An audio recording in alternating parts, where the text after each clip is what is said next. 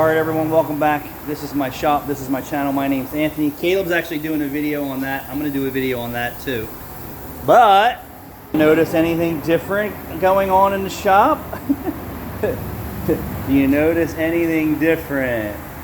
So I started painting the lift because that's how much time I have on my hands. We're doing a headlight restoration. I already finished this. We're going to replace the cabin, the air filter, cabin air filter.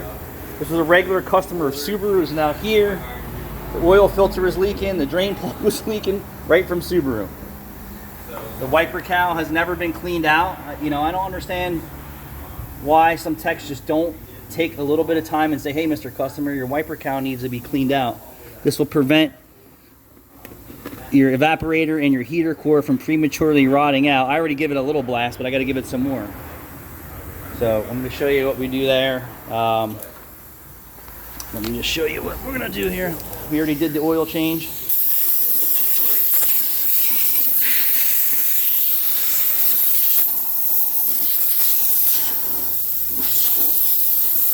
This also helps your vehicle from stop prematurely rusting out, believe it or not.